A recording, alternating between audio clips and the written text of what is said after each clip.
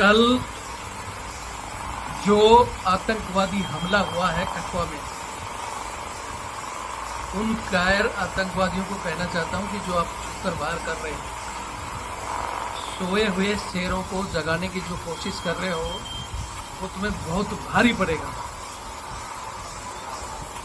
अगर ये शेर जगे और अटैक का रुख इन्होंने अपनाया तो घुसकर तुम्हें और तुम्हें पनाह देने वाले लोग और जो तुम्हारा आका है, जो देश तुम्हारी मदद कर रहा है, उस देश में घुसकर जैसे पहले लाहौर तक तिरंगा गाड़ा था ना, उस तरह एक बार फिर तिरंगा गाड़ देंगे।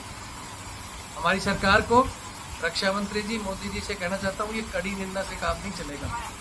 अब जरूरत है एक ठोस कदम उठाने की, घुसकर मारने की। एयर स्ट्राइक, सर्जिकल स्ट्राइक से काम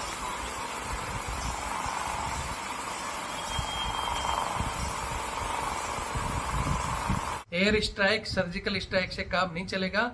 अब तो एक बार पुनः जरूरत है लाहौर में झंडा गाड़ने का और सफाया करने की। एक बार खुली छूट दें।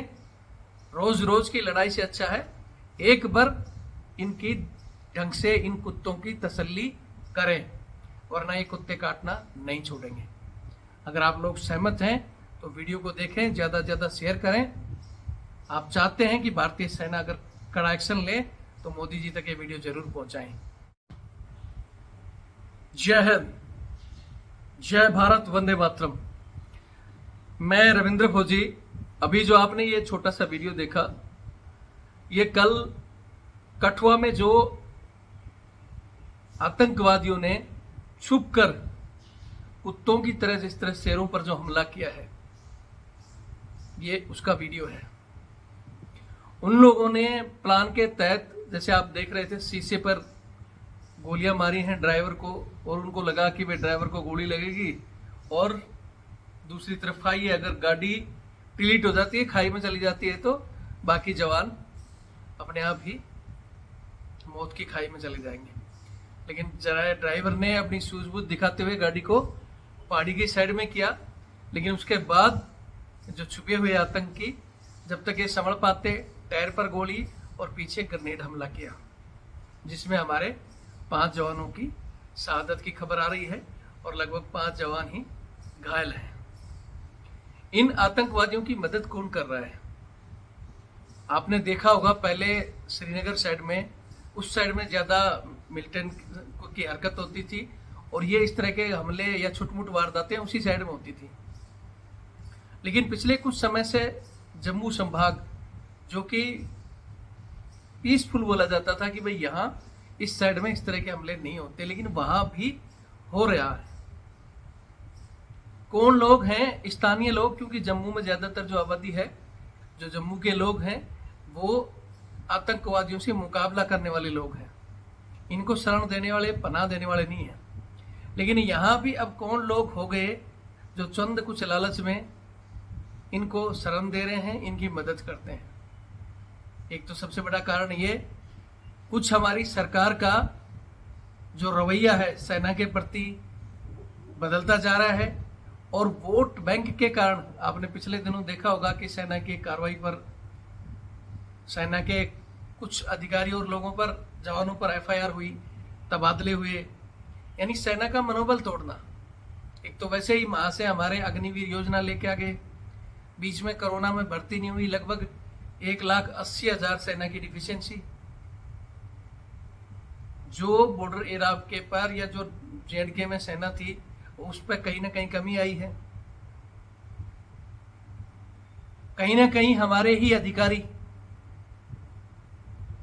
जो जम्मू कश्मीर के नाम पर अपने घरों में या टीडी के नाम पर अपनी पर्सनल काम में जवानों को इधर उधर बिजी रखना। दूसरा, सारा का सारा दारोमदार पुलिस के ऊपर छोड़ना कि सर्च ऑपरेशन पुलिस करेगी। आपको लगता है कि पुलिस उनको पकड़ पाएगी? जब तक फ्री हैंड सेना को नहीं मिलेगा, तब तक ये कार्रवाई होती रहेंगी, यूं ही हमारे जवान शहीद होते रहेंगे। या तो आपको एक बार और फिर कोई सर्जिकल स्ट्राइक, एयर स्ट्राइक या फिर 1971 की तरह घुसकर इनका मुंह तोड़ना पड़ेगा, क्योंकि वो धीरे धीरे लोगों के पास खाना नहीं है, डूबता जा रहा है कर्जे में। लेकिन एक ही है कि क्यों नेताओं को और इनको कि भाई लड़ाते रहो, काम चलता रहे। तो ऐसे छोटे भैया देश को क्यों ना हम भी जिस तरह रूस और बाकी देश छोटे से हमले का जवाब पूरी ताकत से देते हैं, उसी तरह हमें भी घुसकर अच्छे तरह डंडा चढ़ाना पड़ेगा अगर इन वारदातों को बंद करना है। तो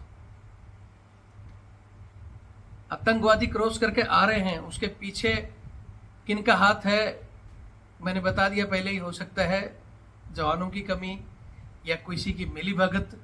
क्या कारण है वो तो हमारी बड़ी बड़ी टीमें बताए, लेकिन हाँ, सेना की नफरी कम होना ये एक सबसे बड़ा कारण है। अब आप अग्निवीरों के भरोसे देश कर दोगे तो ये और वारदातें बढ़ेंगी।